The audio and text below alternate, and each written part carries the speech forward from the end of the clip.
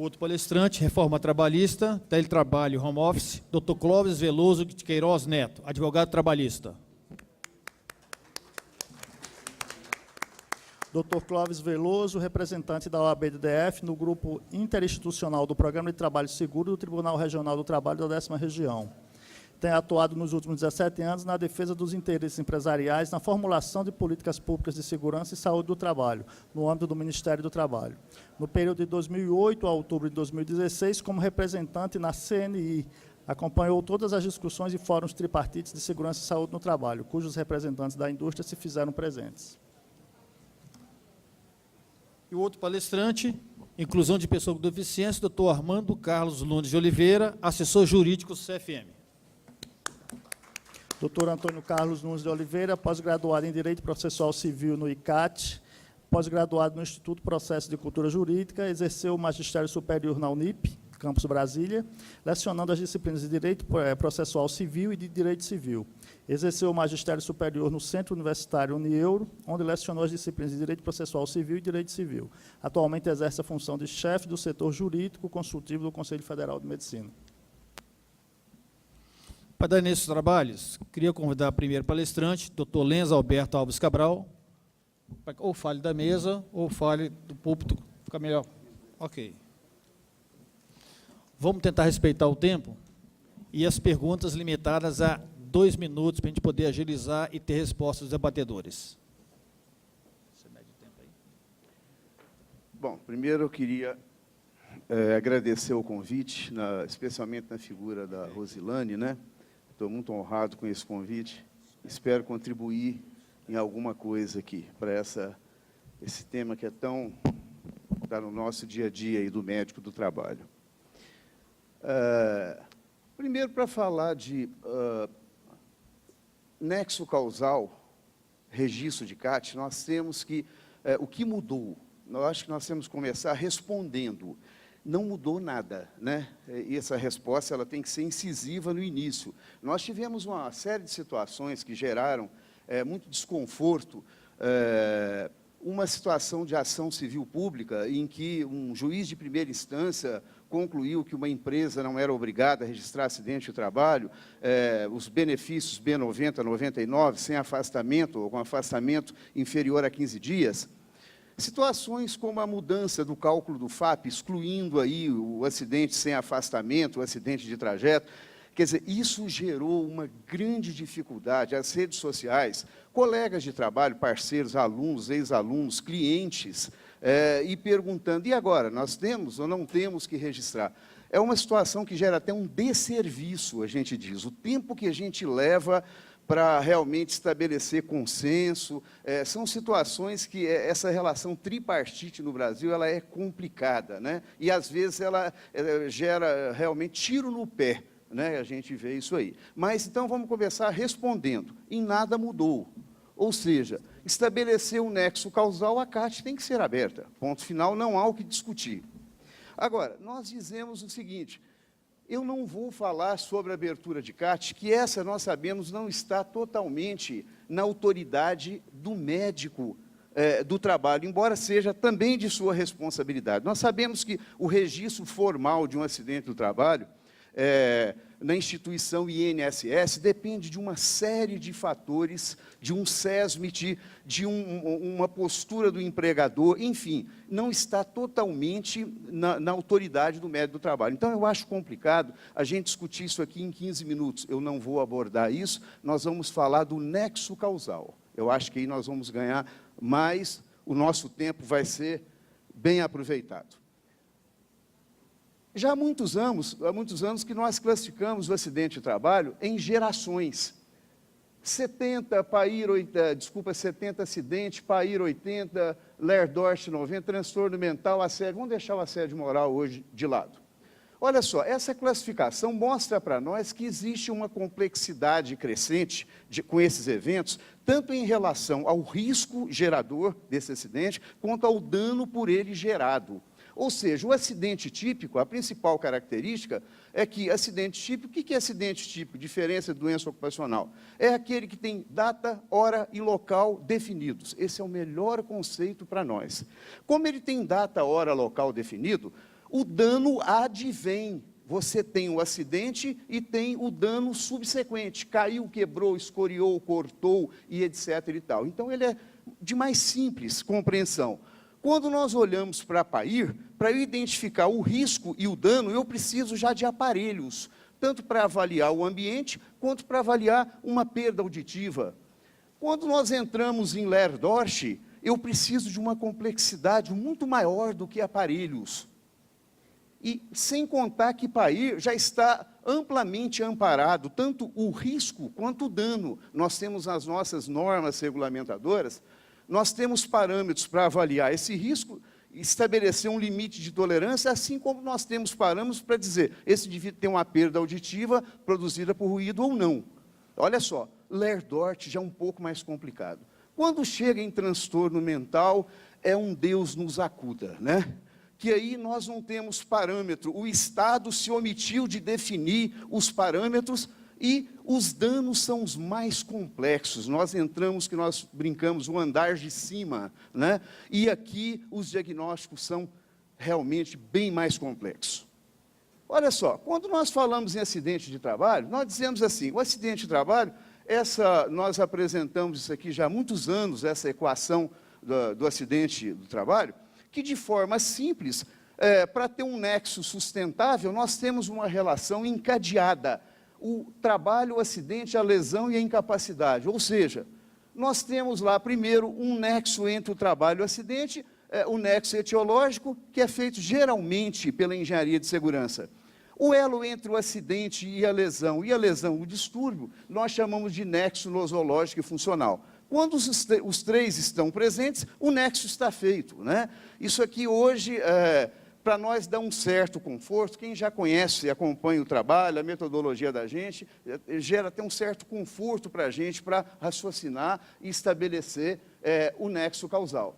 Quando nós chegamos em PAIR e LER-DORSCH, segunda e terceira geração, nós ainda temos um certo conforto, porque nós temos limite de tolerância, de tal forma que eu vou dizer, esse indivíduo tem uma perda padrão PAIR. Olha, eu sei exatamente onde é o limite tolerável, acima dele e abaixo. Em LER-DORSCH, é um pouco mais difícil, mas nós temos hoje, para o ergonomista, ele fica à vontade em chegar no final e falar, aqui está acima do limite de tolerância. Então, ele é relativamente também confortável. Ou seja, nós temos os limites aqui já estabelecidos, eu vou tentar ser um pouco mais curto para ver se sobra algum tempinho depois para dúvida e discussão, eu acho que pode ficar interessante. Aqui nós temos limites, por exemplo, repetitividade acima de 15 mil é risco acentuado. Quando tiver mais de um tipo de risco, não só repetitividade, força excessiva, postura inadequada, nós temos as nossas ferramentas capazes de estabelecer critério entre limite tolerável e intolerável. Quer dizer, existe um certo conforto, a nossa legislação ainda definiu, de um lado, doenças, no decreto 3048, do outro lado, riscos, o que nós chamamos de patologia risco símile. Isso gera um conforto para a gente, quando nós olhamos aqui, perda auditiva, seja por trauma acústico ou exposição prolongada, PAIR, do lado de lá, nós temos o risco. Aqui nós temos uma mononeuropatia, uma síndrome de túnel do carpo, de lá eu tenho as sobrecargas, quer dizer, eu já tenho isso parametrizado, isso dá um certo conforto para a gente. E na nossa equação a gente diz que quando você tem, valendo para PAIR e LER-DORSCH, bem claro, né? Quando nós temos uma patologia risco símile, um risco acentuado, efetivamente acima do limite tolerável, e um histórico sustentável mínimo, ou seja, um tempo mínimo plausível de ter produzido aquela doença, a nossa equação é positiva e o nexo está feito em PAIR e LER-DORSCH.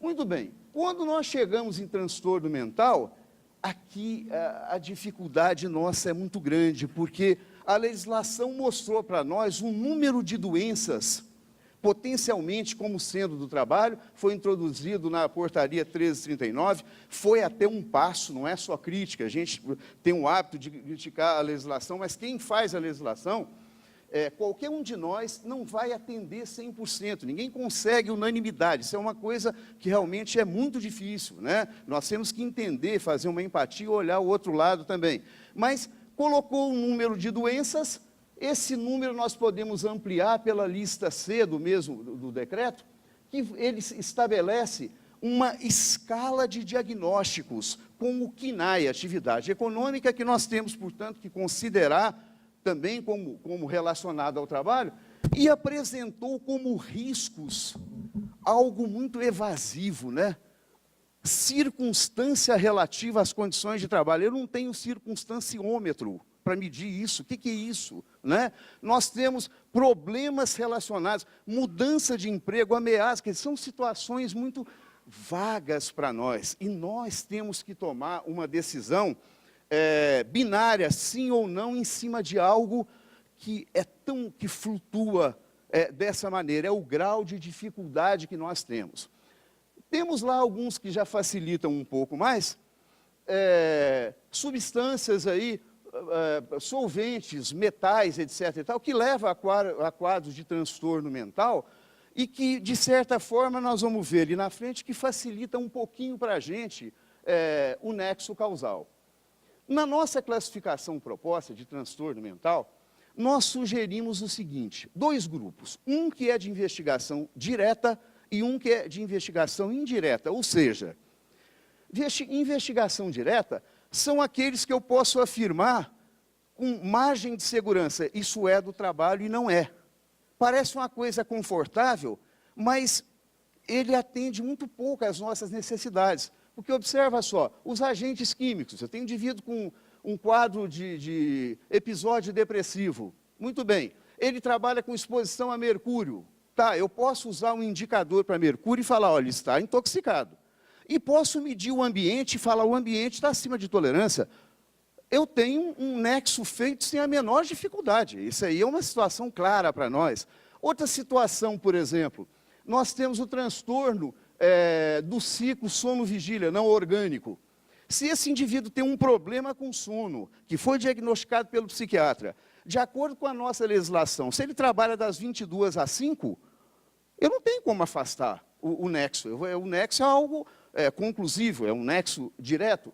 Nós temos ainda aquela situação de transtorno de estresse pós-traumático, provocado por um evento catastrófico único, como um assalto, estupro, alguma coisa assim. Né? São situações também que, objetivamente, eu consigo dizer, quando eu tenho um diagnóstico, todo o quadro sindrômico de transtorno estresse pós-traumático, e eu olho para o passado desse indivíduo, tem um registro de um acidente tipo, um evento catastrófico, o nexo também fica feito.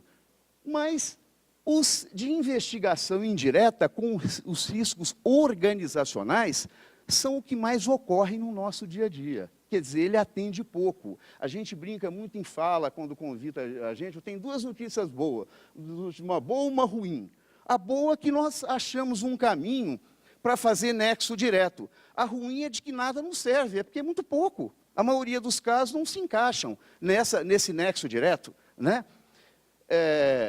Muito bem, essa aqui é a nossa classificação, eu não vou entrar em detalhe, eu vou até encurtar um pouco o tempo, acho que nós avançamos um pouco demais, vamos deixar para perguntas, talvez venha até enriquecer um pouco mais a nossa discussão.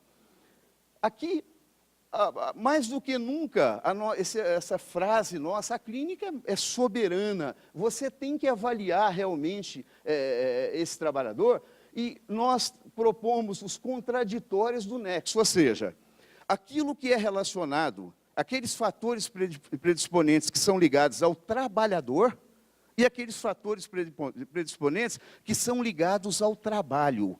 E você registrar isso, eu não quero, nem posso entrar em detalhe, mas lembrando que isso aqui vai ser importante, não só no nexo, no nível SESMIT, que nós chamamos trabalhista, nem no previdenciário, que é a concessão de benefício, mas na esfera civil, que ele é quantitativo. O juiz vai olhar dano e culpa e estabelecer para reparar esse dano um valor quantitativo. Então, essas informações suas, o que o trabalhador participou, a vida dele, e o que o trabalho participou, isso é fundamental você registrar. Desde o médico do SESMIT até chegar no perito, chamado perito judicial. Isso realmente é fundamental. Então, aí, o tipo de personalidade, outros fatores individuais, infância, etc., etc. e tal, acho que isso não é para aqui. A nossa boa semiologia, e nós vamos ter que, quem não está muito familiarizado com transtorno mental, vai ter que rever, estudar para abordar com tranquilidade, que é um tema que talvez vai nos ocupar, é o tema que mais tem nos ocupado. Basta lembrar que nós estamos nessa geração, né? Eu nem vou falar hoje em assédio moral, mas nós estamos falando em transtorno mental. Nós estamos mudando a mudança de CIDs, entrando em CID-F. Né? E cada dia que passa aumentando, aumentando e aumentando.